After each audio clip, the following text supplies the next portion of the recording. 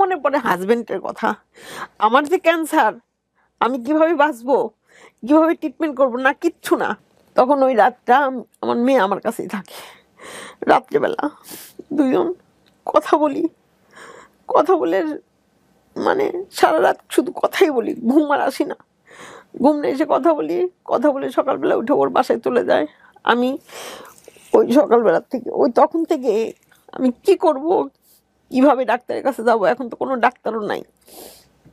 ছেলে মেয়ে সব কান্নাকাটি, মানে কিরকম যে বিনা মেঘে বজ্রপাত, যেটা তার চেয়ে বেশি। আল্লাহ মাফ করুক, যাদের হয়নি তারা বুঝবে না।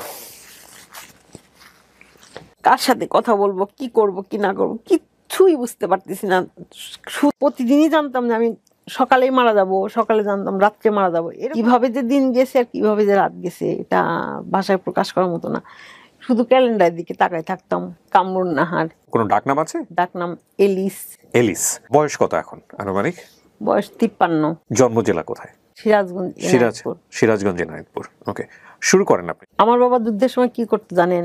আমার বাবা যুদ্ধের সময় আমাদের এনায়েতপুর থেকে সাইকেল নিয়ে সে ইন্ডিয়া চলে যেত। আচ্ছা। বাংলাদেশ থেকে সে নিয়ে যেত হলো শাড়ি, আচ্ছা, লুঙ্গি, গামছা। আর সে আসার সময় সে রং নিয়ে আসতো, সুতা রং করার যে রংগুলো আছে সেগুলো সে নিয়ে আসতো। এইভাবে আমার আব্বার বিজনেসটা শুরু হয়ে যায়। আমরা তখন ছোট, আমার 2টা বোন, আমরা তখন হয়েছে আর কি। যুদ্ধ শেষ, পাবনায় চলে আসে। আমার ওইখানে বেড়ে ওঠা। আমি যখন ক্লাস 8-এ পড়ি, আমার আব্বা তখন এসে নিয়ে ফ্যাক্টরি দেয়, টুইস্ট মিল যাকে বলে, টুইস্ট মিল, সুতার মিল দেয়। দেওয়ার পরে তো ওইখানে তো কারেন্টের একটা ব্যাপার আছে। তো ওই কারেন্টের ব্যাপারের জন্য আমার মানে আমাদের বাসায় যারা আসে কারেন্টের লোকজন, তারা আমার বাসায় আসে, কারেন্টের বিল টিল করে। তো ওই সময় একটা লোক আসে, যে লোকটা কিনা আমার আব্বাকে দেখে তার অনেক ভালো লাগে। তো তার মুখ থেকেই শোনা যে আমার আব্বাকে নাকি আমার সেই লোকের আব্বার মতো লাগে আর কি, আমার বাবাকে। সে তখন কি বলে যে এনার যদি কোনো মেয়ে থাকে তাহলে আমি তাকে বিয়ে করব। আমাদের পাবনায় আমরা একদম নতুন আসছি, আমাদের যারা ওখানে স্থানীয় যারা, তারা কোনোভাবেই মানতে চায় না। খুবই কষ্ট করে আমার আব্বা স্ট্রাগল করে ওইখানে মানে থাকে আর কি, 10-12 বছর ওইখানে বাড়ি টাড়ি করে নিয়ে থাকে। থাকার পরে ওই সেই লোক আমার বাসায় আসে। আসার পরে তো বিয়ে করতে চায়, আমার আব্বা তো বিয়ে দিবে না, কারণ পাবনার লোকজনের আমার আব্বার চোখে তারা খুবই খারাপ। এক কথায় বলতে যা, পাড়ার ছেলে পেলে যে ডিস্টার্ব করে, সেই ডিস্টার্বের মুখে আমরা পড়ে যাই। চাচা আপনার মেয়েকে বিয়ে দিবেন? তো বলে না, বিয়ে দেবো না। বলে যে আমার মেয়ে ছোট, আমি বিয়ে দেবো না। এক কথায় না। তখন আমার যে ওই কারেন্টের যে বিল করে, উনার খুব জিদ চাপে যায় যে আমি এমন কি হয়ে গেছি যে আমার সাথে মেয়ে বিয়ে দেবে না, সেই বা কি হয়ে গেছে যে তার মেয়েকে বিয়েই দিবে না। তো যে কোনো মূল্যে অনেক দর কষাকষির মতো হয় আর কি। 6 মাস এভাবে চলে। চলতে চলতে শেষ পর্যন্ত আমার আব্বু হেরে যায়, আব্বা বিয়ে দিয়ে দেয়। আমার আব্বা তার সাথে বিয়ে দিয়ে দেয়। আমি তখন একদমই ছোট, দা কি আর বলবো। কোন ক্লাসে পড়েন? ক্লাস 8-এ তখন পড়ি। ওকে, 14 বছর বয়স। শ্বশুর বাড়িতে নিয়ে যায়। তো আমার হাজবেন্ডের আবার আমার চেয়ে কিন্তু বেশ অনেক বছরের বড়, মানে হিসাব করলে মানে 14-15 বছরের ছোট। আপনার দ্বিগুণ বয়সী? হ্যাঁ, ওই রকমই। শ্বশুরও ছিল কিন্তু এগ্রিকালচার অফিসার। উনি মারা গেছেন আমার বিয়ের 7 বছর আগে। আমার স্বামী হাজবেন্ডের 9টা ভাই বোন, তারা 7 বছর আগে মারা গেছে। সে চাকরি করে একা, তার ভাই বোন সবাই মিলে একসাথে থাকে আর কি, যৌথ ফ্যামিলি। তো ওইখানে আমাকে নিয়ে যায় তাদের বাড়িতে। আমি কি বলবো, আমাকে যখন নিয়ে যায়, আমার আব্বা কিন্তু মোটামুটি ছোটখাটো একটা শিল্পপতি, সেইখান থেকে আমাকে নিয়ে যায় তাদের বাসায়। একটা ঘর নাই। আমি যে থাকতাম যে ঘরটাতে, সেই ঘরের মধ্যে ধান থাকতো, ছাগল থাকতো, আমি থাকতাম। আর বৃষ্টি আসলে এমন কোনো জায়গা নাই যে সেখান থেকে পানি পড়তো না। তো বাবা দেখে বিয়ে দেয়নি? তারা তো জোর করে বিয়ে করছে, তাদের একটা প্রভাব আছে না, পাবনার মানুষ। আমরা তো ভাসতে ভাসতে আসছি এনায়েতপুর থেকে পাবনাতে। তারপরে সে চাকরিজীবী, কারেন্টে আমার বাবার আবার ফ্যাক্টরি মিল আছে, ইলেকট্রিসিটির কোনো ঝামেলা হলে পাইতো তো আমার আব্বার ব্যবসায় শেষ। তো উনি এসে পদক্ষেপ নিয়েছে যে ব্যবসাও শেষ করে দেবো দরকার হইলে পরে। তো আব্বা বিয়ে দিছে। আসলে আমার তাকদিরে ছিল, হয়ে গেছে। তো অক্টোবরের 10 তারিখে বিয়ে হলো, না শীত না গরম। তখন তো আর বৃষ্টি নাই, আমি তো বুঝি নাই তখন। তারপরে যখন কিছুদিন পরে বৃষ্টি, মানে শীতের আগে বৃষ্টি হয়, তখন দেখি যে বৃষ্টি আসলে পরে সারা ঘরে এত পরিমাণে পানি, আমি কোথায় থাকবো। তখন থেকে আমার সাথে ওনার মানে একটা ভালোবাসা, হৃদ্রতা শুরু হলো। অত ছোট মানুষ আমি, কিন্তু স্বামীর ওইটা দেখে আমার নিজেরই বৃষ্টি আসলে পরে আমার ভালো লাগতো। আর এখানে বাটি, ওখানে ঘটি, ওখানে এটা ওটা প্লেট বাটি এগুলো নিয়ে নিয়ে দৌড়াদৌড়ি করতো সে। মানে কোন দিক দিয়ে পানি আসতেছে, আর তার বউ, আমি, আমার তো বাবা মোটামুটি একটা শিল্পপতি, সেখান থেকে মেয়ে নিয়ে গেছে। তাহলে তার একটা লজ্জার ব্যাপার, কিন্তু আমাকে সে এত পরিমাণে ভালোবাসে যে আমি ওই বৃষ্টির পানি কি, তার বাড়ি নাই, তার ঘর নাই, আমার কাছে এগুলো কিছুই মনে হয় না। সে আমাকে শ্বশুরবাড়ি, আমার বাবার বাড়ি থেকে শ্বশুরবাড়ি যাইতে পানি কাদা আছে, মেন্টাল হসপিটালের ভিতর দিয়ে যাইতে হয়। মেন্টাল হসপিটালের বাউন্ডারি পার হইলে পরেই কাদা আর পানি, সেখানে আমাকে কোলে করে নিয়ে যাইতো সে। সবাই বলতে, এই দেখো ওই যে অমুকে দেখো, অমুকের বউকে কি করতেছে সে। আমাকে কিন্তু পাথাল করলে করে নিয়ে সে আমার শ্বশুরবাড়ি একদম বাসা বাড়িতে নিয়ে যায় নামাইতো। আমার শ্বশুরবাড়িটাও অনেক বড়, মানে প্রায় 4-5 বিঘার উপরে বাড়ি, এক সাইডে বাড়ি আর এক সাইডে জমি। তো আমার খুব ভাল লাগতো। 1-1.5 বছর পরে আমার একটা বাচ্চা হলো, আরেকটা হলো, তারপরে আরেকটা হলো, 3টা হওয়ার পরে আমি তখন বললাম যে আমি তো থাকবো না, আমাকে তুমি শহরের মধ্যে একটা বাসা নিয়ে আমার বাচ্চা টাচ্চাগুলো স্কুলে দিব, আমি এখন আমাকে নিয়ে যাও। সে নিয়ে আসলো পাবনা শহরের মধ্যে। 2 বছর 3 বছর পর ট্রান্সফার হয়ে যায়। তো আমার তখন 20 বছর বয়স না, কিন্তু আমার হাজবেন্ড ট্রান্সফার হয়ে গেল। ওদের সাথে 11 জনকে একবারে ট্রান্সফার করে দেয়, পানিশমেন্ট ট্রান্সফার। এটা সবাই যার যার মতো, সে সংসার শেষ, তাদের 11টা মানে 10টা সংসার মোটামুটি শেষ পর্যায়ে। কেউ বউ নিয়ে গেছে, কেউ কারো মেয়ে নিয়ে গেছে, কেউ বউ আরেকজনের সাথে প্রেম করছে, সেই আমলেই কিন্তু বুঝেন, স্বামী চলে গেছে, কারোর বউ আরেকজনের সাথে প্রেম করে চলে যাচ্ছে, মানে এরকম একটা অবস্থা। আমার হাজবেন্ড ট্রান্সফার হয়ে 5 বছর সে বাইরে বাইরে থেকে তারপর পাবনাতে আবার আসলো। 2 ছেলেকে জেলা স্কুলে দিছি, মেয়েকে গার্লস স্কুলে দিলাম, দিয়ে লেখাপড়া শুরু হয়ে গেছে। যখন মেয়ে হয় তখন সবাই বলতো কি, এলিস কি করে, এলিস কি করে রে, কোথায় রে, ও কোথায়। আমার ফুপু বলতো কি, এলিস তো আয়না নিয়ে বসে আছে, মানে আয়না আমার মেয়ে। ও, আপনার মেয়ের নাম আয়না? না, মেয়ে, আমি মেয়ে কোলে নিয়ে বসে থাকতাম। মানে মেয়েকে দেখতে আমার এত ভালো লাগতো যে আল্লাহ, আমার পেটের থেকে মেয়ে হয়েছে, আর সেই মেয়ে এত সুন্দর দেখতে, আবার তার মানে পুতুলের মতো, সে পুতুল আবার হাসে কান্না করে, এরকম একটা সময় ওই ফিলিংটা। তা আমাকে সবাই সবসময় বলতো যে কি করে এলিস, কেউ পাওয়া যাচ্ছে না, কোথায় রে, ও কোথায়। সবসময় দেখতে যে আমি মেয়ে নিয়ে বসে আছি, আয়না নিয়ে বসে আছি, আমার আয়না সেটা। তো এরকম সেই মেয়ে বড় হয়ে গেল, স্কুলে যাওয়ার মতো হয়ে গেল সেই মেয়েটাও অনেক মেধাবী। মেয়ে বড় হওয়ার পরপরই মানে এমন অবস্থা হলো, যেখানে আমি যে শিকারটা হলাম, আমার বাবা যে বিয়ে দিবে না, পাবনার ছেলেরা, পাড়ার ছেলেরা ডিস্টার্ব করে, আমার মেয়ের বেলায়ও সেরকম শুরু হয়ে গেল।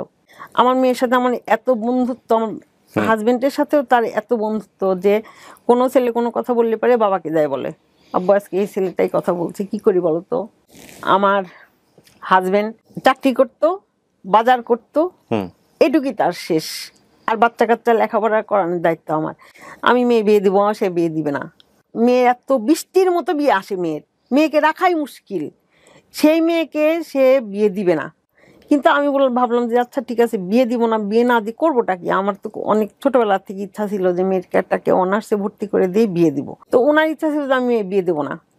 তখন সে বিয়ের দিন সকালবেলা উঠে নিয়ে সে বাসায় নাই, বিয়ে দিক আসবে 3টার সময়, বিয়ে করতে আসবে নাকি দেখতে আসবে, কিছু একটা করতে আসবে, কিন্তু সে নাই, তাকে খুঁজে পাওয়া যাচ্ছে না। ওরকম অবস্থায় বিয়ে হয়ে যাওয়ার পরে মেয়েটাকে ঢাকায় পাঠিয়ে দিলাম। সাথে আমার বড় ছেলে, সেটা ইন্টারমিডিয়েট পাস করছে, ওইটাকেও আমি মেয়ের সাথেই ওটাকেও ঢাকায় পাঠিয়ে দিলাম। ও ঢাকায় ভর্তি হয়ে গেল, ও ইসলামিক ইউনিভার্সিটিতে বিবিএ ভর্তি হয়ে গেল। 2008 সালেই আমার ছোট ছেলে textile, BSc textile engineering chance পাইলো, মেয়েকে আমি বিয়ে দিয়ে দিলাম, বড় ছেলে বিবিএ ভর্তি হয়ে গেল। 1 বছরে সব অনেক দায়িত্ব আমার কমে গেল। ঢাকাতে আমি পাবনা থেকে ঢাকাতে আসতাম মাসে 3বার এসে মেয়েকে নিয়ে যাইতাম, নিয়ে আসতাম, বাসায় রান্না করে দিয়ে রেখে আসতাম, ওই 2-3 দিন থাকতাম, আবার ঢাকায় এসে থাকতাম। এইভাবে মানে সে আমার হাজবেন্ড আমাকে কি বলতো, আমার ভাই পাইছে, আমি এটা বউ পাই নাই। গল্পটা কিন্তু এখানে না, গল্প আরো সামনে। মেয়েরও বাচ্চা হয়ে গেল, মেয়ে পড়ালেখা প্লাস নেওয়া আনা, বাচ্চা দেখা, তারপরে তো কাজের মানুষ থাকে না, কাজের মানুষ নাই। আমি এই সব কিছু মিলায় সব কিছু সুন্দরভাবে চলতেছে। ডিসেম্বরের 6 তারিখে রাত্রে আমার হাজবেন্ড হার্ট অ্যাটাক করলো। আমার বিয়ের পরের থেকে আমি কোনোদিনও শুনি নাই যে তার শরীরের কোনো জায়গায় একটু ব্যথা বা অন্য কিছু। হুম।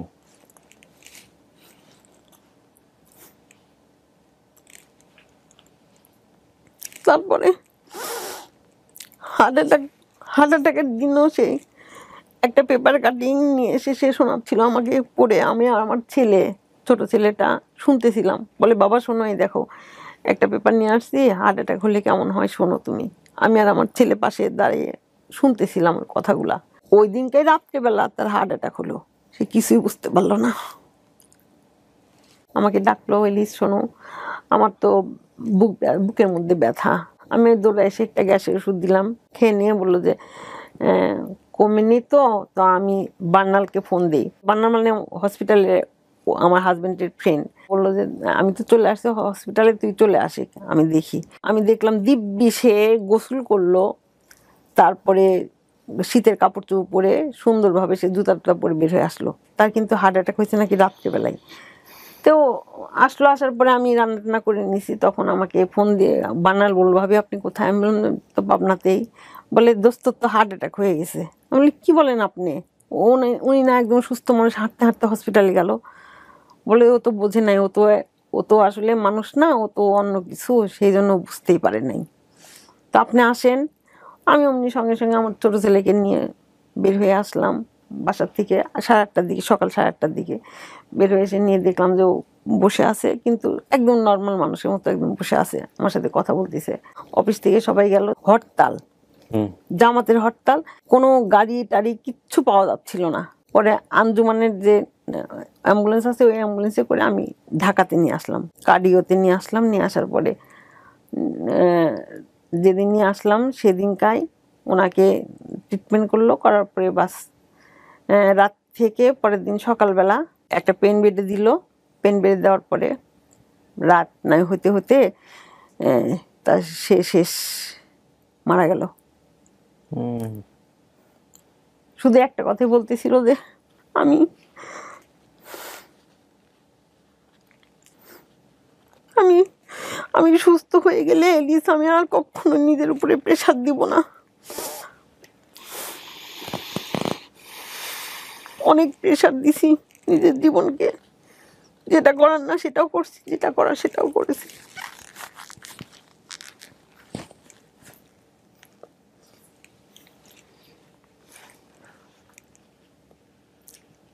মানে এত ভালোবাসার একটা জিনিস স্বামী পাওয়ার পরে আমি আমার বাবা মা ভাই বোন সবাই দিয়ে ভুলে গেছিলাম। আমার আর কিছুই লাগতো না এই দুনিয়াতে। আমার স্বামী আর সংসার আর বাচ্চা ছাড়া আমি কাউকে চিনতাম না। আমি সত্যি কোনো বিয়ে বাড়িতে আমি কেউ দেখেনি। আমি বেশিরভাগই ছিলাম কারোর সাথে দেখা হইলে হসপিটালে দেখা হতো। হাজবেন্ডের কথা কি বলবো, সেটা সে এত পরিমাণে বাজার করতো, এত পরিমাণে বাজার করতো যে তাকে সবাই মুরগি আলা বলতো। বলতো ভাই আপনি না পিডিবিতে চাকরি করেন, এত মুরগি নিয়ে কাকে খাওয়াবেন? আমার ছোট ছেলের গ্যাস হয়েছে দেখে পেঁপে কিনছে, 3 বস্তা পেঁপে কিনে নিয়ে আসছে। সে পেঁপেলা আবার অটোতে নিয়ে আসার সময় সে অটোলা বলছে কি ভাই আপনি তো পিডিবিতে চাকরি করেন, আপনি পেঁপের ব্যবসা কবে শুরু করছেন? তার মনের সাথে আমার মনের এতই মিল ছিল, একটা জিনিস সে কল্পনা করতো সেই কথাটা আমি তার কাছে যাই বলতাম। মানে এরকম একটা জিনিস ছিল। যত টাকা পয়সা সে শুধু বাজার করতো আর ছেলে মেয়ের লেখাপড়ার জন্য যেটা এইটুকি, তাছাড়া তার জীবনে সে একটা অ্যাকাউন্টও নাই, কিচ্ছু নাই। জামাই ইঞ্জিনিয়ার, টেক্সটাইল ইঞ্জিনিয়ার, মেয়ে যে বাসায় থাকে সেই বাসাতে এসে উঠলাম। মানুষের স্বামী মারা গেলে শহরে থাকে, সে কি করে গ্রামে চলে যায়। সেখান থেকে গ্রামে না যেয়ে, গ্রামে থাকলে কি করে চরে চলে যায়, আরো খরচ কম হবে। সেইখান থেকে আল্লাহ পাক আমাকে কি করলো, কতখানি সাহস আমার ভিতরে, আমি এক লাফ দিয়ে কোথায় চলে আসলাম, ঢাকা, মানে রাজধানী শহর। সেখানে উত্তরা বাসা নিলাম। বাসা নেওয়ার পরে বাসা ভাড়া, তখনই আমার বাসা ভাড়া হলো 16,000 টাকা বাসা ভাড়া। কিন্তু একটা জায়গায় আমি ছাড় পেলাম, যে বাসায় এসে উঠলাম না সেই বাসায় আমার মেয়ে থাকে বিধায় আমার কাছ থেকে অ্যাডভান্স নিল না, রানিং মাসে ভাড়াটাও সে নিল না। আচ্ছা। বাড়িওয়ালা। ছোট ছেলেটা ফাইনাল পরীক্ষা দেয়নি, বড় ছেলেটার MBA কমপ্লিট হয়নি। বড় ছেলেটা একটা স্কুলে চাকরি করতো, একটা স্কুলে চাকরি করে। আর ছোট ছেলেটা তখন আসার পরে দেখেন আল্লাহর প্রতি ভরসা রাখলে যেটা হয়, আল্লাহ পাকের কি মিরাকল। আমার ছেলে এসে নিয়ে কী করবে, তার তো লেখাপড়া শেষ হয়নি, সে কোথাও চাকরি করতে পারবে না। একটা গাছের সাথে একটা নাম্বার ছিল, মানে ওই টিউশনির, সে নাম্বারে ফোন দিয়ে টিউশনি সেই পায়। নাম্বারে ফোন দিয়ে টিউশনি পায়। সে টিউশনিটা ইংলিশ মিডিয়ামের বাচ্চা পড়াতে যাবে, সে একটা করে বাচ্চা পড়ালে পারে, মানে নিম্নে 12-13 হাজার টাকা করে। আমার ছেলে মাশাল্লাহ সেই টিউশনি শুরু করে দিল, তারপরে মনে করেন 60,000 টাকাও সে মাসে রোজগার। ছোট ছেলে বড় ছেলে মিলায়া আলহামদুলিল্লাহ, আল্লাহ পাকের অশেষ রহমত যে আমি ঢাকাতে এসে নিয়ে ওইরকম একটা বাসা নিয়ে টিকতে পারলাম। ইতিমধ্যে আমার যে হাজবেন্ড মারা গেল, তার যে টাকা পয়সাগুলো উঠানো, সেগুলো টুকটাক উঠায় নি, আলহামদুলিল্লাহ খুব ভালো মতো চলতেছি। এর মধ্যে আমি একটু একটু করে অসুস্থ, মানে আমি আমার স্বামী যে মারা গেছে ওই জিনিসটা আমি যখন মনে করি তখনই আমি অ্যাবনর্মাল হয়ে যাই। আমার কোনো কিছুই ভালো লাগে না, একদম পুরো পাগলের মতো লাগে আমার। আমি কোথায় যাব কি করব কিছুই বুঝতে পারি না, পাগল, একদম পাগল, ফুল পাগল। 2020-এ, মানে 20-এর ফেব্রুয়ারির 28 তারিখে মনে হয়, ওই দিনই লাস্ট আমি কথা বলি। আমার হ্যাঁ, মানে ফোনে কথা বলতে পারি। তারপরের দিন সকালবেলা ঘুম থেকে উঠে আমার আমি আর কথা বলতে পারি না, কথা বলতে পারি না। অলরেডি আমার ভোকাল কর্ডে কী জানি সমস্যা হলো, আমি আর কথা বলতে পারি না, আমি কিছুই বলতে পারি না, কথা দিয়ে কোনো সাউন্ডই বের হয় না, টোটালি বন্ধ, কিচ্ছু বলতে পারি না। আমি যে কথা বলবো কানে কানে বললেও শুনবে না, মানে কোনো আওয়াজই আসে না। আমার ছেলেরা ফোন দিয়ে বলে আম্মু কেমন আছো, ভালো আছো তো, হুঁটা আসতে বের হয়। এরকম চলতেই থাকলো 6 মাসটা না, একদম টোটালি বন্ধ। ডাক্তার কি বলেছিল, এটা কি মানসিক চাপে হয়েছিল এরকম? আমার যেটা মনে হয় যে আমার ওই যে আমার যে কষ্টটা লাগতো না, ওই কষ্টে আমি একদম দিশাহারা হয়ে গেছিলাম। 5-6টা ডাক্তার দেখাইছি, কোনো ডাক্তারই নাক কান গলা থেকে শুরু করে এমন কোনো ডাক্তার নাই। অ্যাজমার ডাক্তার বলে যে অ্যাজমার জন্য এরকম হতে পারে, কোনো ডাক্তারের ওষুধ খেয়ে কোনো কিছু খেয়ে ভালো হলো না। 2021 সালের জুন মাসে তার 2-3 দিন পরেই দেখি কি আমার যেন কেমন একটা কি যেন একটা কি মনে হয়, মানে এইখানে আর কি যেন মনে হয়। তখন আমার ছেলেকে দেখাইলাম, মেয়েকে বললাম, মেয়ে বললো যে এই কিছু না। আমার মেয়ে বললো না, আমার কিছু না, এটা তো কিছু মনে হচ্ছে না, হাতের আমরা যেরকম শুনি যে চাকা টিউমার, এটা সেটা অনেক বড় কিছু হয়ে যায়, কিন্তু এটা তো সেরকম না। 2টা মেয়েকে ফোন দিলাম, একটা হলো কনক, একটা হচ্ছে কান্তা। কনকের আম্মার আবার 2020 সালে তার আবার ব্রেস্ট ক্যান্সার হয়, সে অপারেশন করে। ওই মেয়ে দুটার সাথে আমার খুবই ভালো সম্পর্ক, একটা ঢাকার একটা পাবনা, কিন্তু দুজনেই ঢাকায় থাকে। একজন আমার বাসার পাশে থাকে, সে আবার বললো যে আন্টি আম্মার হয়েছিল তো আপনি যে ডাক্তার দেখাইছিলেন আপনি সেই ডাক্তার দেখান। তো আমি আবার ওই ডাক্তারের কাছে গেলাম, আর কান্তাকে ফোন দিয়ে বললাম যে কান্তা আমার এরকম অবস্থা। কান্তা বললো যে আন্টি এটা নিয়ে বসে থাকা যাবে না, কেননা আম্মুর কিন্তু এরকম হয়েছে। আম্মুকে যে ইন্ডিয়া নিয়ে গেছিলাম, ইন্ডিয়ার ডাক্তাররা বলছে ওখানে যদি একটা তিল অথবা আঁচলও হয় এটা নিয়েও বসে থাকা যাবে না, আপনি আন্টি একটু দেরি করেন না, এক্ষুনি আপনি ডাক্তারের কাছে যান। কঠোর লকডাউন যেটা দিছিল 15 দিনের একটা, তখনকার ঘটনাটা বলবো আমি। ডাবল করে মাস্ক পরা লাগে, ডাক্তাররা গেলে পরে ওইখানে ডাক্তার এখানে রুগী বসে থাকে, মাইকে কথা বলে, মানে এমন অবস্থা হয়েছিল। তো তারপরে আমি এখন আল্ট্রাসোনোগ্রাম করতে যাবো, সেখানে তো দেখ কোনোভাবে সম্ভব না, আমি তো আল্ট্রাসোনোগ্রাম করবো যেখানে, সেখানে আমার পাশেই মেয়েটা বসে থাকবে। আল্ট্রাসোনোগ্রাম করতে বসলাম, তখনই আমি মেয়েটাকে জিজ্ঞেস করলাম যে মা দেখো তো আমার আসলে এখানে এরকম লাগতেছে, এখানে তেমন কিছু কি পাচ্ছ? বলে আন্টি পাইলাম তো খুব ছোট একটা জিনিস, এটা মনে হয় টিউমার, আপনি আজকে একটা ডাক্তারকে দেখান। তো আমি আবার ওইখান থেকে রিপোর্ট তো পাইলাম না, না পেয়ে আমি আবার ডাক্তারের একটা সিরিয়াল নাম্বার দিয়ে বাসায় চলে আসলাম। আমি তখনও জানি না যে আমার সামনে কি ওয়েট করতেছে, আমি কিন্তু জানি না। আমি মনে করছি হয়তো বা টিউমার, এতই ছোট হাতেই পড়ে না। বড় ছেলেকে ফোন দিলাম, ফোন দিয়ে বললাম যে আমি তো আল্ট্রাসাউন্ড করে আসছি। তো বললাম আম্মু তুমি মিতালি যাও, মিতাপুকে নিয়ে যাও, আমি আসতেছি। সন্ধ্যার সময় আমাকে দেখলো, দেখার পরে সে ডক্টর ওইখানে ওই রিপোর্টটা দেখে নিয়ে এসে আমাকে কি বললো জানেন, আমাকে বের করে দিছে। আমাকে দেখে নিয়ে আমার মেয়ের ছেলের সাথে কথা বলবে দেখে আমাকে বের করে দিছে, ওনার চেম্বার থেকে বের করবো, আপনি বাইরে বসেন আমি কথা বলি।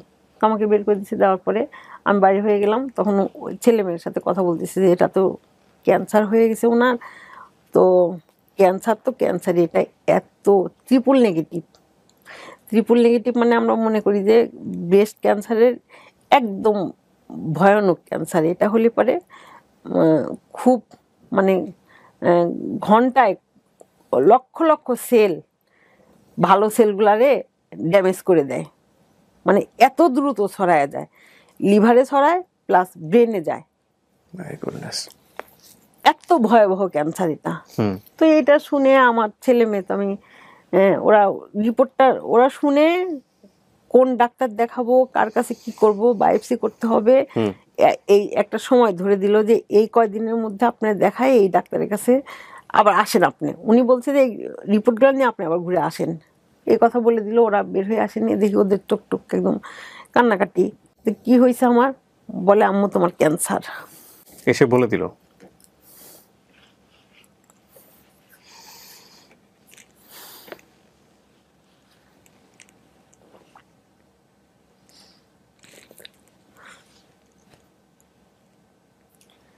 বলে দিল আম্মু তোমার তোমার তো ক্যান্সার এটা। তখন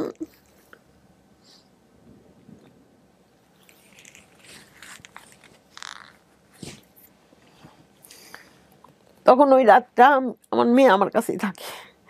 রাত্রেবেলা দুজন কথা বলি, কথা বলে মানে সারা রাত শুধু কথাই বলি, ঘুম আর আসি না। ঘুম না এসে কথা বলি, কথা বলে সকালবেলা উঠে ওর বাসায় চলে যায়। আমি ওই সকালবেলা থেকে ওই তখন থেকে আমি কি করব, কিভাবে ডাক্তারের কাছে যাব, এখন তো কোনো ডাক্তারও নাই। ছেলে মেয়ে সব কান্নাকাটি, মানে কিরকম যে বিনা মেঘে বজ্রপাত যেটা, তার চেয়ে বেশি। আল্লাহ মাফ করুক, যাদের হয়নি তারা বুঝবে না। কার সাথে কথা বলবো, কি করব কি না করবো কিচ্ছুই বুঝতে পারতেছি না। শুধু মনে পড়ে হাজবেন্ডের কথা। আমার যে ক্যান্সার, আমি কিভাবে বাঁচবো, কিভাবে ট্রিটমেন্ট করবো, না কিচ্ছু না। আমার খালি মনে পড়ে যে আল্লাহ ওই লোকটা কেন নাই, উনি থাকতে পারতো আমার এই টেনশন, আমার এইগুলো কিছু করতে হতো না, সবই তো সে করতো। তারপরে এইভাবে আমার, তারপরে আমাকে কান্তা বলে কি আন্টি আপনি না অনেক সাহসী, আমাকে এদিকে কনক বলে আন্টি আপনি না অনেক সাহস, আপনার না অনেক সাহস, আপনি না আপনার হাজবেন্ড মারা যাওয়ার পরে ঢাকা উত্তরাতে এসে 16,000 টাকা বাসা ভাড়া দিয়ে থাকা শুরু করলেন, আপনি এই সাহসটা আপনাকে কে দিছিল তখন, আপনি ঘুরে দাঁড়ান, আপনার সাহস আপনাকে আনতে হবে। এইভাবে আমাকে কথা বলা শুরু করলো। আমি দেখলাম যে ঠিক আছে, এখন তো আমার কান্নাকাটি করলে আমার চেয়ে বেশি কান্নাকাটি করে ওরা, আমার ছেলে মেয়েরা। তারপরে আমি চুপে চুপে কান্নাকাটি করি আর আমি হলো ভিডিও দেখি। আমি সার্চ দিয়ে দিয়ে ভিডিও দেখা শুরু করলাম। ইউটিউবে ভিডিও দেখেন? ইউটিউবে ভিডিও দেখি, ডক্টর ওই ক্যান্সারের বাংলাদেশে ক্যান্সারের ডক্টর এইভাবে লিখে সার্চ দিয়ে দেখি যে একদম আসে অনেকগুলো ভিডিও। সেগুলো দেখলেও অনেক সময় লাগে, 40 মিনিট করে এক একটা ভিডিও, 30 মিনিট এরকম একটা ভিডিও। তো ওইগুলো দেখতে থাকলাম, দেখতে দেখতে অনেক ভিডিও দেখলাম। বাংলাদেশেরটা দেখিনি, আবার ইন্ডিয়াটা দেখা শুরু করলাম, মানে কলকাতারটা দেখা শুরু করলাম। তারপরে এগুলো দেখতে দেখতে আর দেখি আর হলো গা আমি ডাক্তার দেখানো শুরু করলাম। আমার তো বসে থাকা যাবে না, সময় নষ্ট হয়ে যাবে। আমাকে যেহেতু ওই সুবর্ণা চৌধুরী আমাকে বলে দিল, সুবর্ণা চৌধুরী ডাক্তার, উত্তরার ডাক্তার, সে বলে দিল যে এর দেরি কিন্তু করা যাবে না। আমাকে শুধু একটা কথাই বললো, আপনার যেটাই হয়েছে, এটা নাম বলবো না, যেটাই হয়েছে আপনার দেরি করা যাবে না, আপনি খুব তাড়াতাড়ি ডাক্তারকে দেখান। জুলাই মাসের 4-5 তারিখে আমার হাতের রিপোর্টগুলো সব চলে আসলো। চলে আসার পরে কান্তার আম্মা আমাকে বলছিল, কান্তা বলছিল যে আম্মা আমাকে বলছিল যদি ইন্ডিয়াতে না করাতো তাহলে বাংলাদেশের একটা ডাক্তার দিয়ে সে করাতো। সেই ডাক্তারের নামটা আমি বললাম না, কিন্তু সেই ডাক্তারকে দিয়ে আপনি দেখাইতে পারেন। তো আমি সেই ডাক্তারের কাছে গেলাম রিপোর্টগুলো নিয়ে। সব রিপোর্ট কিন্তু আমাকে ওই সুবর্ণা চৌধুরীর কথা মতো সব রিপোর্ট করাইছি। করানোর পর আমি সবগুলা নিয়ে আমি তার কাছে গেলাম। যাওয়ার পরে সে আমাকে লিখে দিল আরও কিছু রিপোর্ট। আমি আবার সেই টেস্টগুলো করাই, সেই রিপোর্ট একটা শুধু আমি রিপোর্ট মানে টেস্ট করাই নাই, সেটা ইকো, মানে বুকে কোনো সমস্যা আছে নাকি, আমার হার্টের কোনো সমস্যা আছে নাকি। তার জন্য তো আমার এমনিতে তো ইসিজি করছে, তারপরে আলট্রাসোনোগ্রাম করছে, হার্টের তো এমনি কোনো সমস্যা নাই। যে টেস্টগুলো আমার লাগবে না সেটাও তারা দিছে, মানে যেগুলো আমার দরকার নাই সেগুলো সে দিয়ে রাখছে। সমস্ত টেস্ট করানোর পরে আমি, ডাক্তার আমাকে বসায় রাখলো সন্ধ্যা 6টা থেকে রাত 8-10টা পর্যন্ত বসে থাকলাম। তারপরে সে আমাকে বললো যে আপনি ইকো কেন করেন নাই, আপনার রিপোর্ট আমি দেখবো না, এই কথা বললো। বলার পরে আমাকে ঢুকতেও দিল না, আমাকে রিপোর্ট দেখে নিয়ে সেই রিপোর্টটা পাইলো না দেখে আমাকে আর দেখলো না। আমার খুব রাগ হলো, আমি যাই না, ডাক্তারে বললাম যে আপনি আমাকে দেখবেন না তো, এই একটা রিপোর্টের জন্য এটা তো আমার লাগতেছে না, কিন্তু তা আপনি দেখবেন না, ঠিক আছে আপনাকে আমি দেখাবো না। এই কথা বলে রাগ করে চলে আসলাম। চলে এসে নিয়ে রাত্রেবেলা আবার ভিডিও দেখলাম, দেখার পরে দেখি যে একটা ডক্টর, সে ওনার ভিডিওটা দেখে আমার ভালো লাগলো, তাকে দেখাইতে গেলাম সন্ধ্যার সময়। দেখাইতে যাওয়ার পরে সেই ডাক্তার আমার কথা শুনলো, শোনার পরে আমাকে জিজ্ঞেস করলো যে আপনার হাজব্যান্ড কোথায়। আমি তো হাজব্যান্ডের কথা তো বলতেই পারলাম না, তার আগে কান্নাকাটি শুরু করে দিলাম। সে তখন বললো যে তাহলে কার সাথে কথা বলবো আমি, আপনার তো এখন তো আর সময় নেই, আপনার তো এখন অপারেশন করতে হবে। আমি তাহলে কার সাথে কথা বলবো? আমি বললাম আমার সাথে কথা বলবেন আপনি। মানে এই মানসিক সাহসটা আমার আছে।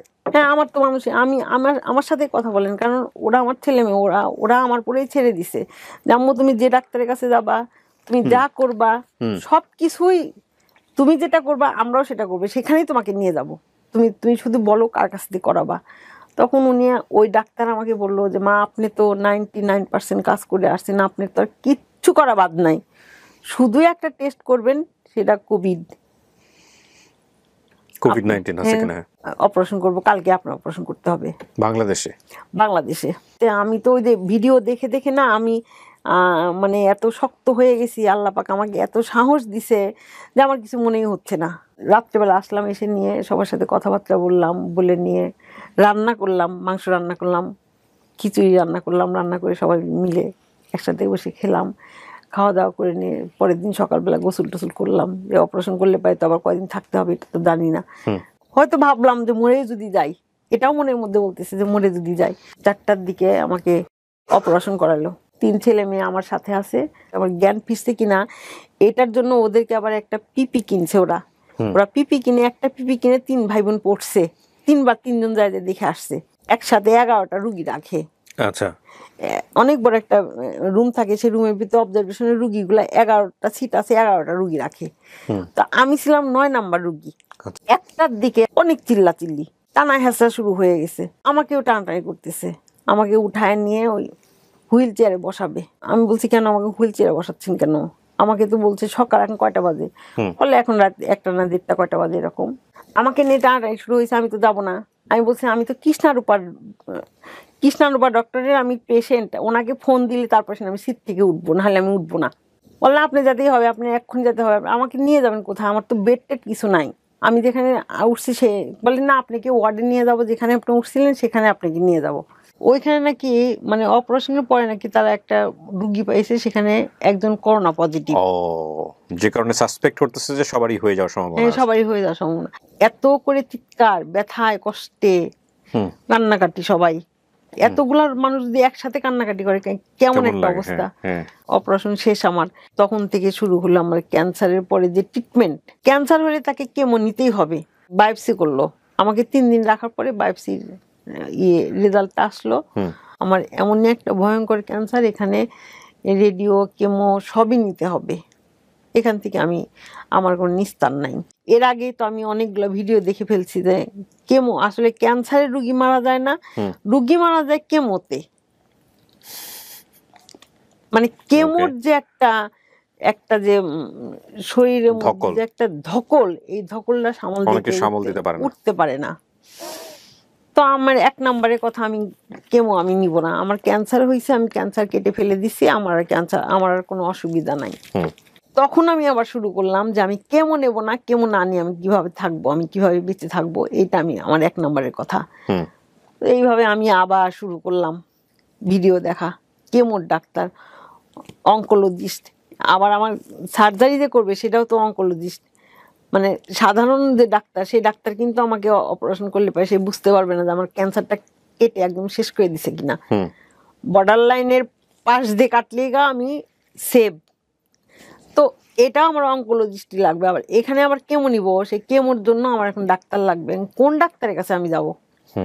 তো কৃষ্ণারূপা আমাকে লিখে দিল যে আমি যাদের অপারেশন করাই তাদেরকে আমি কেমো নেওয়ার জন্য যে ডাক্তারের কাছে যে পাঠাই আর কি, আপনি সেখানে যান। আমি 10 বছর হলো এগুলা করতেছি, সে ভালো মোটামুটি, আপনি ওনার কাছে যান। ওনার নাম বললাম না। তো ওনার কাছে আমি গেলাম, যাওয়ার পরে ওখানে যা দেখি এমন খারাপ অবস্থা যে আপনাকে ভাষায় বলতে পারবো না। খারাপ কেন? খারাপ ওখানকার যে পরিবেশ, এনভায়রনমেন্টটা তো লাগবে, তাই না? একে তো ক্যান্সার, 2 তো একদম লকডাউন, কঠিন লকডাউন, 3 তো মানে করোনা নাকি একজন থেকে আরেকজনে ছড়ায় যায়, এটা তো সত্য।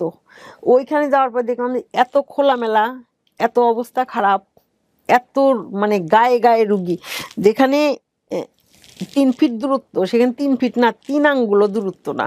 ওইখানে যে ডক্টরকে জিজ্ঞেস করলাম যে কেমোতে মোট খরচ আসবে কত, হিসাব করে একটা কাগজে লিখে দিল। সেই হিসাবে আমি বাসায় আসলাম। বাসায় আসার পরে তো ক্যান্সার মানে তো ক্যান্সার না, এখানে তো কয়েকটা জিনিস আছে একসাথে। 1 নম্বরে নিজের মনোবলটা রাখতে হবে, 2 নম্বরে আমার শরীর পারবে কিনা কেমোটা নিতে, 3 নম্বরে আমার টাকা আছে কিনা, আমার টাকার দরকার। আমার ওই জায়গা পছন্দ হলো না, আমি কৃষ্ণারূপাকে বললাম। তখন আমি জানি না যে কৃষ্ণারূপা বাংলাদেশের খাদ্যমন্ত্রীর মেয়ে। তো ওনার মেয়ে যখন আমি শুনলাম যে আমার অপারেশন হয়েছে, তখন আমার মনের মধ্যে এমনি একটা বল চলে আসলো, মানে একটা সাহস, এটা একটা সাহস। আর উনি যে এত অতি সাধারণভাবে আমার সাথে যে বিহেভটা করলো, এটার জন্য আমি যে একটা মানসিক সাপোর্ট এটা যে পাইলাম, অনেক বড় একটা ভরসা এটা। জি। তো তারপরে আমি ওনাকে ফোন দিয়ে বললাম যে মা, আমি তো, তুমি যেখানে পাঠাইলে, আমাকে বললো কি আপনি, আমার তো মা নাই, তো আপনি আমার মা। বাহ। আমি যে প্রথম দিন ডাক্তারের কাছে গেলাম না, কৃষ্ণারূপার কাছে গেলাম, যাওয়ার পর আমার হাজবেন্ডের কথা জিজ্ঞেস করলে হামা করে কান্নাকাটি করলাম। উনি আবার ওনার ফেসবুক ইয়েতে পেজে আমার নাম দিয়ে ছবি দিয়ে অনেকগুলা কথা লিখে এসে ফেসবুকে পোস্ট করছে, বুঝছেন।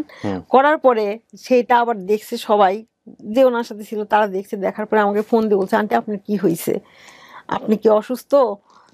হ্যাঁ, আমি তো অসুখ। আমার অসুখের কথাটা আমি কাউকেই বলি নাই, একদম বাসা ছাড়া আমি কাউকে বলি নাই। আচ্ছা আচ্ছা। আমি কৃষ্ণাকে বললাম যে বাবা, আমি তো ওনার কাছে আমি কেমো নিব না, তা আপনি যার কাছে নিতে আপনি কমফোর্ট ফিল করেন তার কাছে আপনি নেন, কোনো সমস্যা নেই। কোনো সমস্যা হলে আমাকে বললেন আপনি। ওই ফেরদৌস ডাক্তার বলল যে শোনেন, আপনার যে ক্যান্সারটা, এখানে আপনি 1000 বললেও আপনাকে ছাড়া যাবে না। আপনি যদি কেমো না নেন তাহলে আপনি কোনো ট্রিটমেন্টই হলো না। আমি লিখে দিতে পারবো যে আপনি যদি কেমো না নেন তাহলে এই অসুখটা আপনার ব্যাক করবেই, মানে এইভাবে সে আমাকে বলে দিল। ওই সার্জারির 31 দিন পরে আমাকে হলো কেমোর ডেট দিয়ে দিল। প্রথম দিনের অভিজ্ঞতা বলি, আগস্টের 13 তারিখে আমি কি করলাম, আমি বললাম যে আমি তো মরেই যাবো কালকে কেমো নেওয়ার পরে। তখন আমার একটা দেখার ইচ্ছা আছে, একটা জিনিস শখ আছে। আমার ছেলেকে বললাম যে সবাই মিলে আমরা একটু পদ্মা সেতু দেখতে যাবো। চিন্তা করার অবস্থা। ওইখানে যে ইলিশ মাছ খাবো। তো এই কথা বললাম, বলার পরে আমার ছেলে সবাই মিলে আমার পদ্মা সেতু দেখতে গেলাম। কিন্তু মনের মধ্যে কিন্তু ভয় আমার। কেমো আমাকে দিতে বসলো, এখানে ক্যানেলা লাগায় নিয়ে কেমো, সেটা আবার ওষুধ মিক্সচার করে, ওষুধের কালারটা বেগুনি, লাল, তারপরে ইয়েলো কালার, মানে এই ধরনের 3-4টা কালার, তার সাথে আবার একটা স্যালাইন, এগুলো দিতে মনে হয় 4 ঘন্টার মতো সময় লাগে। তো ওনাদের প্যাকেজ একটা, ওইখানে 4 ঘন্টার জন্যই ওনারা 10-12 হাজার টাকা মনে হয় একটা প্যাকেজ আছে, ওই ডেকেয়ারে যে একটা সিট নেবো সেই জন্য। তো ওখানে গেলাম, যাওয়ার পর ওষুধ টষুধ সব কিনে যে নিয়ে প্রথম দিন দিতে বসলাম। দিয়ে এখন কেমন নেওয়ার পরে আমার কোনো ফিলিংসই নাই, আমি কিছুই না, কিছুই টের পাইলাম না, মানে কিছুই বুঝতে পারলাম না। নিতে হয়েছে কয়টা টোটাল? 8টা। ওকে, প্রথম কেবল নিছেন? হ্যাঁ, প্রথমটা নিলাম। আমার কেমোর একদম প্রথম থেকে শুরু করে লাস্ট পর্যন্ত যে কটা কেমো দিবে সব ডেট দিয়ে ওনারা কবে কেমোর আগে যে টেস্টগুলো সমস্ত কিছু একদম লিখে একদম আমাকে দিয়ে দিল। আপনি কিন্তু ডেট মিস করতে পারবেন না। তখন আমার ছেলে বলে কি, স্যার যদি কিয়ামত হয়ে যায়, কিয়ামত হলে ডেট মিস করা যাবে না। আমি ডেট মিস করতে পারবো, আমি ডেট চেঞ্জ করতে পারবো, কিন্তু তোমরা কিন্তু পারবা না। ঠিকই আছে। তারপর আমাকে বলে দিল যে 24 ঘন্টা পরে আপনাকে একটা বুস্টার নিতে হবে। বুস্টার মানে কি স্যার? বুস্টার মানে কেমন নেওয়ার পরে যে সাইড ইফেক্ট এটা না হওয়ার জন্য আমি একটা ওষুধ দিব, সেটা নিতে হবে, ইনজেকশন। সেটা এগুলা কিন্তু আমরা কিছুই জানি না। সে কেমো নিতে যে খরচ হলো আমার, বুস্টার ডাবল খরচ। একটা ইনজেকশনের দামই 20,000 টাকা বুস্টারের। তো সেটা নিয়ে আসলাম, নিয়ে আসার পরে 24 ঘন্টা পরে বুস্টার নিতে গেলাম। বুস্টার নিয়ে আসার পরে তার 24 ঘন্টা পরের থেকেই মনে করেন বুস্টারের যে একটা জ্বালা যন্ত্রণা, মানে যে কষ্টটা, সেইটাও শুরু হইতে 24 ঘন্টা সময় লাগে। 24 ঘন্টা পরের থেকে আমার শুরু হয়ে গেল শরীরের মধ্যে মানে অশান্তি, কি যে ভয়ঙ্কর অশান্তি, কি যে খারাপ লাগা। কি যে কষ্ট, এটা শুধু যে এই কেমোর ভুক্তভোগী সে ছাড়া দুনিয়ার পৃথিবীর কেউই জানে না। কি হয়, পেইন হয়?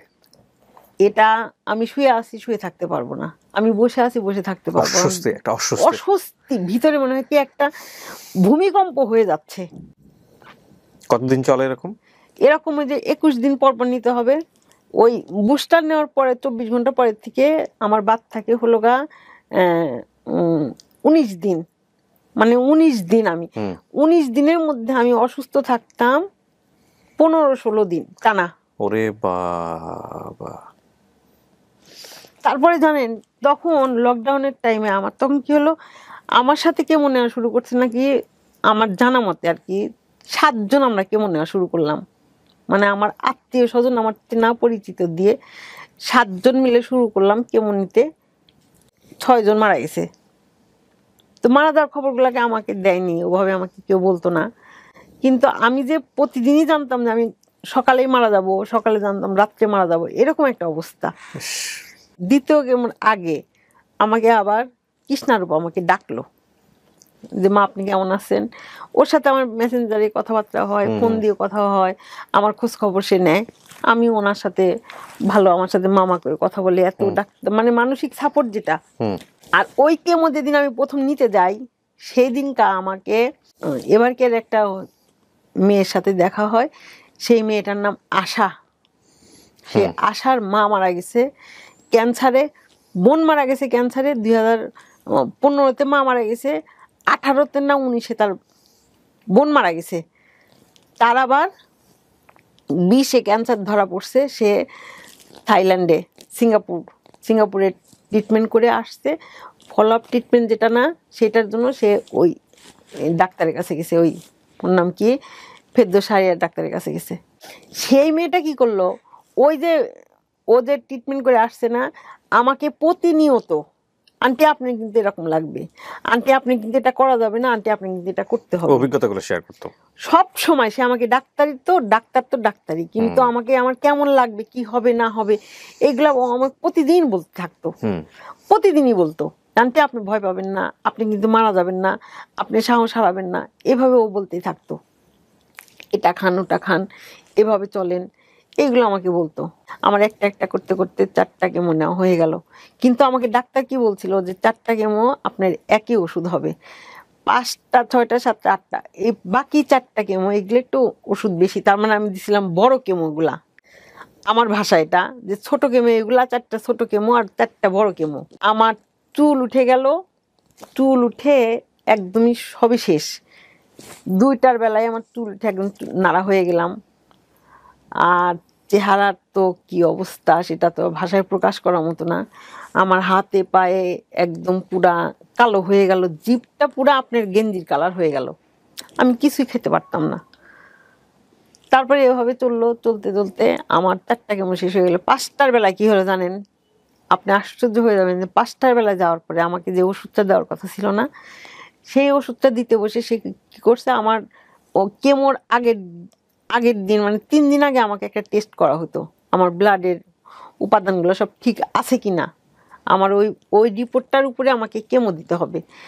তো সেইখানে আমার ব্লাডের উপাদান যেরকম থাকার দরকার রেঞ্জের মধ্যে সেটাই আছে, কিন্তু ওইটা আছে বিধায় ডাক্তার আমাকে কি করলো, আমাকে কেমো দিল। সেখানে মানে 160 mg ওষুধ, 60 mg ওষুধ, কেমোর পাওয়ারটা আর কি। ওষুধের যে থাকে না কত কম বেশি বলেন আপনি, তাহলে বেশি, এইভাবেই 160 mg দিল। দেওয়ার পরে আমি ওই দিনকার কেমো নিয়ে যায় একদম অজ্ঞান হয়ে একদম মারাই গেছি, বুঝছেন। আমার আর কোনো জ্ঞান নাই, কিচ্ছু নাই। আমার নাক দিয়ে, কান দিয়ে, চোখ দিয়ে রক্ত, মুখ দিয়ে সাদা সাদা ফেনা, এরকম হয়ে থাকলাম 7 দিন, একদম পুরো 7 দিন। ডাক্তারের সাথে যোগাযোগ করলাম, আমার মেয়ে যায়নি। স্যারকে বললাম স্যার আমি তো আর কেমো নেবো না, আমার কেমো নেওয়া শেষ, আমি আর কেমো নেবো না। বলে আপনি না নিলে আমরা জোর করে দেবো না, আপনি ঠিক আছে কেমো নিয়েন না। ডাক্তার আমার কাছে পাঠাইছে না, আপনি ওনার সাথে একটু কথা বলে আসেন। আরমান রেজার কাছে গেলাম, যাওয়ার পরে সে অনেকক্ষণ চিন্তা ভাবনা করে বলল যে হবে না, তো এটা তো আসলে বাদ দেওয়া যাবে না, এটার কোর্স আপনি কমপ্লিট করাই লাগবে। আপনার তো তেমন কোনো সমস্যা হয় না, আপনার তো রক্তের রেঞ্জ ঠিক আছে, স্যারকে যে আপনি বলবেন যে স্যার আপনার ওষুধ বাড়ায় দিছে তা না, আপনি যতটুকু লাগবে ততটুকুই দিছে, কিন্তু একটু কম দিলে হয়তো হতো, আপনি তো মারা যান নাই। এইটা বলে সে আমাকে সাহস দিল যে ঠিক আছে আপনি নেন। পরে আমি আবার শুরু করলাম। আল্লাহ, কিভাবে যে দিন গেছে আর কিভাবে যে রাত গেছে এটা ভাষায় প্রকাশ করার মতো না। শুধু ক্যালেন্ডারের দিকে তাকায় থাকতাম, আমাকে যে ডেটগুলো দিয়ে দিয়েছিল সেই ডেটগুলো আমি আমার লাল কালি দিয়ে দাগ দিয়ে রাখছিলাম। এইভাবে আমার শেষ হলো কেমোগুলা। 8টা হয়ে গেল শেষ। 8টা শেষ হয়ে গেল। 8টা শেষ হয়ে গেল, আমার হাতে পায়ের নখ চারা কিচ্ছু নাই, মানে সারা শরীরের একদম মনে করেন যে আমি হাঁটতেই পারতাম না, আমার পায়ে ব্যালেন্স নাই, আমি হাত দিয়ে উঠায় খাবো সেটা খাইতে পারি না, মানে পুরা চোখে দেখতে পারতাম না। ডাক্তারের কাছে গেলাম, সে ডাক্তার আমাদের চোখের ডাক্তার বলে দিল যে কেমো চলাকালীন এরকম হবেই, আল্লাহ বাঁচায় রাখলে পরে কেমোর পরে আপনি আইসেন আবার আমার কাছে, তখন হয়তো ধীরে ধীরে ইমপ্রুভ করবে। তারপরে এটা শেষ হয়ে গেল। শেষ হয়ে যাওয়ার পরে এখন আমি কেমো নেওয়ার পরে কেমো তো শেষ, সেই ধাক্কা শেষ নেই হইতে হইতে আবার এই 30 দিনের মধ্যেই শুনলাম যে আবার রেডিয়েশন নিতে হবে। এত ছোট টিউমার, যেখানে পয়েন্ট কত, টিউমারের সাইজটা হলো 1.7, সেখানে বা কতটুকি, সেইটুকির এত পাওয়ার, মার্বেল সাইজ বলা যেত, মার্বেল সাইজ, মার্বেলের চেয়েও ছোট হবে। তারপরে ওইখান থেকে আমার আবার রেডিয়েশন নিতে হবে। তাহলে এইখানে কেমো নিতে যাই মনে করেন যে মোটামুটি আমার 10-12 লাখ টাকা শেষ ওইখানেই, তারও বেশি হবে হয়তো। ইউনাইটেডে গেলাম। ইউনাইটেডে যাওয়ার পরে আল্লাহর কি কাজ, ভাগ্য ফেভার করলো। সেখানে যাওয়ার পরে শুনলাম যে কালকে একটা মিটিং হয়েছে, মিটিংয়ে রেডিয়েশনের যে রুগীরা আছে না তাদের জন্য ডিসকাউন্ট দেওয়া হয়েছে। যেখানে আমার 4 লাখ টাকা লাগবে সেখানে কমায় তারা 2 লাখ টাকা করছে। বাহ।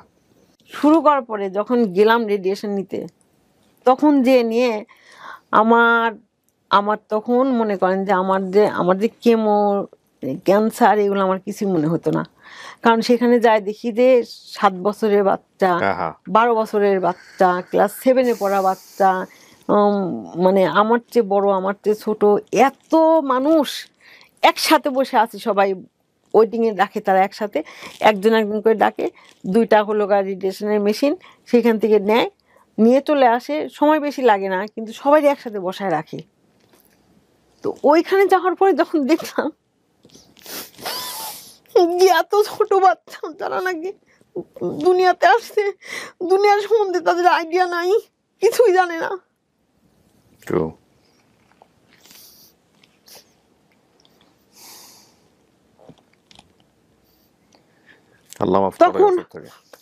তখন আর আমার কোনো দুঃখ থাকতো না, আমার আর তখন কোনো দুঃখ নাই, আমি একদম পুরা স্বাভাবিক। আমিও বাচ্চাদেরকে দেখতাম আর বলতাম যে আল্লাহ, আমি তো অনেক দূর আসছি, আমার সংসার, আমার ছেলে মেয়ে, আমার নাতিপুতি সবই হয়ে গেছে, আমার তো দেখার দুনিয়া শুধু আল্লাহর ঘরটাই দেখি নাই, এটা দেখার ইচ্ছা আছে, এটা দেখি নাই, কিন্তু আমার তো আর কোনো কিছু চাওয়া পাওয়ার নাই। অত ছোট বাচ্চা ব্রেন ক্যান্সার হয়ে গেছে, তাদের রেডিয়েশন নিতে আসছে। আল্লাহ যে ওইখান থেকে আমাকে ফেরত নিয়ে আসছে, আমি যে বেঁচে আছি, আল্লাহ যে আমাকে হায়াত দারাজ করছে, এটাই সবচেয়ে বড়। আপনি কি মানে মোটামুটি এটা কি পুরো কিওর হলো আপনার? হ্যাঁ, কিওর হলো, কিওর হয়ে গেল।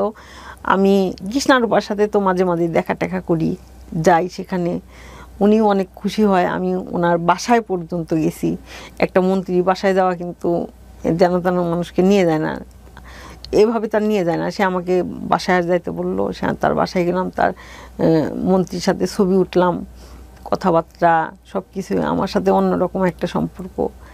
তারপরে ওইখান থেকে আসলাম, আসার পরে 2-3 মাস আল্লাহর রহমে ভালোই ছিলাম, একদম সুস্থ, কোনো সমস্যা নাই। আমাকে তার ওষুধ দেয়নি, কোনো খাবারের মুখে খাবার কোনো ওষুধ নাই, আমার কেমো চলাকালীন কোনো ওষুধ ছিল না, এখনও কোনো ওষুধ নাই। এরপরে যদি পরীক্ষা দিতে হয় তাহলে আর পরীক্ষায় পাশ করতে পারবো না। আর আমি একটা কথাই বলবো, আমি বাংলাদেশে নাগরিক হিসাবে, সরকার তো আসলে অনেক ভালো ভালো কাজ করছে, কিন্তু আমার মনে হয় কি যে ক্যান্সার যাদের হয়, ক্যান্সার মানে তো আজ হোক কাল হোক, মৃত্যু তো সবার হবে, মৃত্যু এই মানে আসমান জমিনের প্রাণী মানেই মৃত্যু, প্রাণ আছে মানে মৃত্যু। প্রাণ আছে মানে মৃত্যু, কিন্তু আসমান জমিনের মাঝখানে আমরা আছি। এখান থেকে আমরা পালাবো কোথায়? মৃত্যুর ভয়ে পালানোর তো কোনো রাস্তা নাই, তাই না? এখান থেকে পালানোর তো রাস্তা নেই, মরতে তো হবেই। কিন্তু এই যে ক্যান্সার নিয়ে যারা বিনা চিকিৎসায় বা না বুঝতে পেরে, না চিকিৎসা শেষ না করে যাদের মৃত্যুটা হয়, আমার তাদের জন্য কষ্ট হবে। আর আমার মনে হয় কি যে সরকার যদি আমাদের জন্য যে চিকিৎসার জন্য যদি একটা ইন্স্যুরেন্স করে দিত, কিছু টাকা যদি হেল্প করতো, মানে অনেক ব্যয়, অনেক, যেটা একটা মানুষের ফ্যামিলিতে ক্যান্সার হলে পারে সেই ফ্যামিলিতে আর উঠে দাঁড়ানোর মতো, আমার মনে হয় আবার 10 বছর পরে সেই পর্যায়ে আবার আসবে। পুরো পরিবারটা ধ্বংস হয়ে যায়। হ্যাঁ, একদম শেষ হয়ে যায়। মানে এই চিকিৎসার টাকাটা তো আসলে কোত্থেকে দিবে? না ব্যাক করা যায় না তো।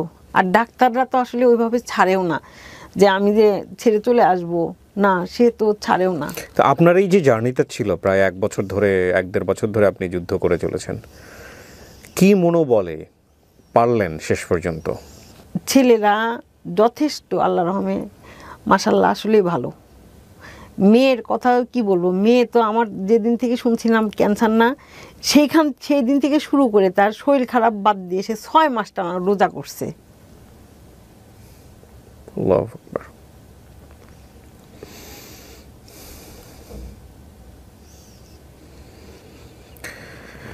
শেষ কথা যেটা বলতে চাই আমি সবার জন্য, সেটা হচ্ছে যে রোগের উপরে আমাদের কারোরই হাত নাই। পৃথিবীতে একটা রোগ যেটার আসলে কোনো এটা করলে ক্যান্সার হবে এই রকম কোনো গ্যারান্টি নাই।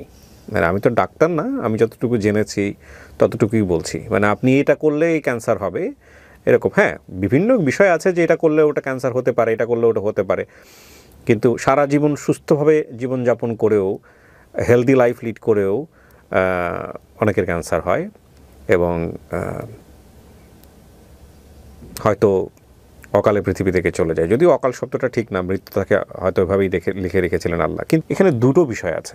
একটা হলো যে যখন আপনি ক্যান্সারের সাথে ফাইট করার জন্য প্রস্তুতি নিচ্ছেন, আপনি যখন জানলেন যে আপনার ক্যান্সার, ওই সময়টাতে একটা মানুষের মানসিক অবস্থাটা কতটা ভয়াবহ হয়। এবং 2-3টা বিষয় এখানে। একটা হচ্ছে যে বেঁচে থাকার জন্য একটা লড়াই, বেঁচে থাকার প্রক্রিয়াগত যেই বিষয়গুলো, সেগুলো কিন্তু কোনোটাই খুব ইজি না, খুব টাফ। চিকিৎসা অত্যন্ত ব্যয়বহুল, সেটা দেশে তো ব্যয়বহুলই, দেশের বাইরেও ব্যয়বহুল। এবং আপনি যদি ফিরেও আসেন, আপনাকে সারা জীবন ধরে চিন্তা করতে হবে, অলওয়েজ ফলো আপের মধ্যে থাকতে হবে। এবং মানে আমরা যারা পৃথিবীতে বেঁচে থাকি, একটা নর্মাল লাইফ লিড করি, সোকল নর্মাল লাইফ যেটাকে বলি, তারা তো আসলে ওই চাপটা নিতে হয় না যে আমার শরীরের মধ্যে কিছু একটা আছে, সেটা যে কোনো মুহূর্তে আমাকে মেরে ফেলতে পারে, যে কোনো মুহূর্তে আমি একটা কলাপস জায়গাতে চলে যেতে পারি। আপনাকে প্রত্যেকটা মোমেন্টে যদি আপনার বেঁচে থাকার মধ্যে যদি 90% ব্রেন যদি এই থটটা ব্লক করে থাকে, তাহলে ওই লিভিংটা কতটা টাফ হতে পারে, চিন্তার বিষয়, খুবই চিন্তার বিষয়। তারপরেও মানুষ বেঁচে থাকে, তারপরেও মানুষ স্বপ্ন দেখে, তারপরেও মানুষ বেঁচে থাকার জন্য যুদ্ধ করে, এবং মানুষ অনেক প্রতিবন্ধকতাকে উতরে সামনের দিকে এগিয়ে যাওয়ার স্বপ্ন দেখে। আপনি যদি আমাদের এই এলিসের গল্পটা যদি আপনি একটু ভালো করে ফলো করেন, ওনার 53 বছর বয়স, 8ম শ্রেণীতে পড়ুয়া অবস্থায় বিয়ে হয়ে যাওয়া, নিজের জীবনের ভালোবাসার মানুষ বলেন, কাছের মানুষ বলে তার হাজব্যান্ড, এবং ভাঙাচোরা ঘরের মধ্যে সংসার শুরু, সেখানে 3টা ছেলে মেয়েকে সুন্দর করে মানুষ করা, একটা পর্যায়ে সেই মানুষটার জীবনের থেকে হট করে চলে যাওয়া, তারপরে এই মানুষটার একটা পর্যায়ে এসে ব্রেস্ট ক্যান্সারে আক্রান্ত হওয়া, সেখান থেকে ফাইট করে এই সময়টাতে সারভাইভ করা, এটা কিন্তু অনেক বড় একটা জীবন জয়ের গল্প, যুদ্ধ জয় আমি মনে করি। এবং যে সময়টাতে উনি ফাইট করেছেন সেটা কোভিডের সময়। কোভিড 2020 সালে কী অবস্থায় ছিল, এটা আপনাকে আমাকে নতুন করে মনে করে দেওয়ার কোনো প্রয়োজন নাই। তো আমি শুধু একটা কথাই বলতে চাই, নেভার বি হোপলেস। আর একটা বিষয়ে সবাইকে আমি সতর্ক করব, সেটা হচ্ছে ব্রেস্ট ক্যান্সারের ব্যাপারে। দেখুন, ছেলে মেয়ে নির্বিশেষে, যদিও এটা বেশিরভাগই মেয়েদের রোগ, এটা তো আসলে রোগ না, একটা সিচুয়েশন আমি বলি। বাড়িতে মা বোন থাকলে যারা সচেতন ব্যক্তি আছেন, তাদের দায়িত্ব হচ্ছে এ ব্যাপারে তাদেরকে সচেতন করা। কিছু পরীক্ষা নিরীক্ষার ব্যাপার আছে যেটা ঘরে বসেই করা যায়। সে বিষয়ে যাদের একটু বয়স হয়েছে, বিশেষ করে ঘরে যদি মা থেকে থাকে বা দাদির বয়সী কেউ থেকে থাকেন, তাদেরকে একটু বিষয়গুলো নিয়ে অ্যাওয়ার করা। এবং একটা বোধহয় আছে যে সরকার থেকেও এখন বলা হচ্ছে যে একটা নির্দিষ্ট বয়সের পর, এটাকে সম্ভবত মেমোগ্রাফি বলে, এটা করে ফেলানো, যে আপনার শরীরে এরকম কোনো সম্ভাবনা আছে কিনা। আর ব্রেস্ট ক্যান্সার কিন্তু প্রচুর মানুষ সারা বিশ্বে মারা যায়, সুতরাং এই বিষয়টা নিয়ে আমাদের অবশ্যই সচেতন থাকতে হবে। আমি অনেক ধন্যবাদ জানাই আপনাকে যে জি ছেলে মেয়েগুলার আসছে কয়জন আসছে আজকে? দুজন আসছে, আমরা তাকে ভিতরে নিয়ে আসি তাহলে। আচ্ছা, নাম জিজ্ঞেস করে নিই, আপনার নাম? মোহাম্মদ মোশাইল হোসেন। মোশাইল হোসেন। আর আপনার নাম? উম্মে হাবিবা। উম্মে হাবিবা। আপনি কি জানেন আপনি আপনার মায়ের কাছে শাকিব খানের মতো সুন্দর? আপনার মামা বলতেছিল। আপনার ভাই বোন কতজন? আমরা হলো 2 ভাই 1 বোন। আপনি বড়? না, আমি সবার ছোট। সবার ছোট। আমি সবার বড়। আপনি 6 মাস রোজা করছেন আপনার মায়ের জন্য ক্যান্সারের সময়টাতে। আপনার বাবা তো হুট করেই চলে গেছে, তাই না? তো এরপরে যখন মার এরকম একটা রোগ ধরা পড়লো এবং এটা কোভিড-19 সবচাইতে পিক টাইমটাতে, ওই সময়টাতে আসলে কি অবস্থায় যাচ্ছিল ফ্যামিলিটা, আপনি একটু বলেন তো। মনে হচ্ছিল দরকার যে আম্মুকে বুঝাই যে এটা কিছু না, আসলে আম্মু অবশ্যই ঠিক হবে। আর এদিকে আমরা 3 ভাই বোন শুধু চিন্তা করতেছিলাম যে এটা একটা টাকা পয়সার একটা ব্যাপার ফার্স্ট, আর সেকেন্ড হচ্ছে আসলে ক্যান্সারের তো মানে জেনারেলি সবাই জানে যে ক্যান্সারের অ্যান্সার নাই, এরকম যে একটা ধারণা সবার থাকেই। তো ওই ধারণা থেকে মনে হচ্ছিল যে আম্মু কি তাহলে বাঁচবে না, আমাদের কি ওই পরিমাণ টাকা কি আমরা অ্যারেঞ্জ করতে পারবো না। কত টাকা খরচ হয়েছে এখন পর্যন্ত আপনাদের এই ক্যান্সারের পিছনে? 30 লাখ হবে। 30 লাখের মতো? 30 লাখের মতো। আপনারা বাংলাদেশ থেকে কি বেস্ট ট্রিটমেন্ট নিতে পেরেছেন? একদম একদম একদম লেটেস্ট বেস্ট ট্রিটমেন্ট। একদম। আমার বলতেই হবে, আমি ডাক্তারদের কাছে কৃতজ্ঞ। আপনি বারবার বলছিলেন কৃষ্ণা দেবনাথ বোধহয়, না ওনার নাম? কৃষ্ণারূপা মজুমদার। আচ্ছা, কৃষ্ণারূপা, মানে আমি 3টা ডাক্তারের যে সাপোর্টটা পাইছি না, এটা আমি মৃত্যুর আগ পর্যন্ত মনে রাখবো। এবং বাংলাদেশে যদি কোনো ডাক্তার এনাদের বিরুদ্ধে যদি কেউ কোনো কথা বলে, আমি হয়তো মানবো না, সত্যি কথা যেটা। এখন আমার এই 3টা ছেলে মেয়ে নিয়ে যখন ডাক্তারের কাছে গেছি না, ফেরদৌস ডাক্তার অ্যাপোলো হসপিটালের এভার কেয়ারের, এখন তো এভার কেয়ার, ওইখানকার ডাক্তাররা না আমাকে আপা বলতো, আর আমার ছেলে মেয়েগুলারে ভাগনা ভাগ্নি বলতো। বাহ, খুব চমৎকার। এটা তো শুনলে খুব ভালো লাগলো যে বাংলাদেশের ডাক্তারদের সম্পর্কে আমরা সবসময় নেগেটিভ জিনিসগুলোই দেখি পত্র পত্রিকা টেলিভিশনে। নেগেটিভ কথা তো আমি একটা ডাক্তারের কথা বলবো না, সেটা আপনি বলেন নাই, হ্যাঁ বলি নাই, কিন্তু আসলেই যে ডাক্তারদের এই বিশেষ করে ক্যান্সার রোগীদের জন্য যে মানসিক সাপোর্টটা, এইটা যে কি পরিমাণ লাগে। কান্তা তো সবসময় বলতো, আর এই যে কনক সবসময় বলতো যে আর আমার ছেলে মেয়ে তো আমার এরা তো ওনারাও ক্যান্সারের পেশেন্ট ডাইরেক্টলি হ্যান্ডেল করছে, যেমন ওনাদের মা সমস্যা হয়েছে, মানে ওনারা যেহেতু ডাইরেক্টলি দেখছে যে কিভাবে ক্যান্সারের ট্রিটমেন্ট করতেছে, তারা বাইরে ট্রিটমেন্ট করাইছে, তাদের ক্ষেত্রে কাউন্সিলিং করে কিভাবে ডাক্তাররা তাদেরকে নিয়ে একসঙ্গে মানে কিভাবে মানে ইন্সপিরেশন দিতে পারে যে না এটা কোনো সমস্যা না, কিউরেবল। এখন এটা কিন্তু পৃথিবীতে এটা একটা অদ্ভুত ব্যাপার আছে, এটার মনোবিজ্ঞানী যারা তো খুব ভালো ব্যাখ্যা দিতে পারবেন। সেটা হচ্ছে আপনি যদি পজিটিভ এনার্জির মধ্যে বসবাস করেন, আপনি নিজেও পজিটিভ ভাইব পাবেন, স্প্রেড করে আলটিমেটলি। আর আপনি যদি সবসময় ফ্রাস্ট্রেটেড থাকেন বা ফ্রাস্ট্রেটেড বিষয়গুলো নিয়ে ডিসকাস করেন, আপনি যদি ওগুলো এক্সারসাইজ করতে পছন্দ করেন, তাহলে দেখবেন যে আপনার জীবনটাও এরকম একদম ফ্রাস্ট্রেশনে ভরে গেছে।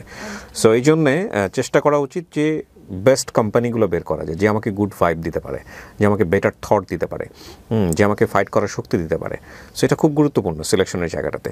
আমি অনেক ধন্যবাদ জানাই। আপনাদের এই গল্পটা অনেকের জন্য অনুপ্রেরণার হবে আমি মনে করি, এবং আন্টির জন্য অনেক অনেক শুভকামনা থাকছে। ইনশাল্লাহ ভালো কিছুই হবে ভবিষ্যতে। নেগেটিভ চিন্তা করা যাবে না, যেটা আপনি ওভারকাম করে আসছেন সেটা আপনার কাছে আসবে না। এবং এই দোয়া করি, শেষ করি তাহলে আজকের মতো। হ্যাঁ, অনেক ভালো। আমার মেয়ের একটা গান শুনি। আপনি গান গাইতে পারেন? আচ্ছা, তাহলে আমরা শুনতে পারি, আপনি যদি গেয়ে শোনান আমাদেরকে ছোট করে। জেমসের ওই গানটা, কান্নায় লাভ নেই। ও আচ্ছা, এটা আমার ভাইটাও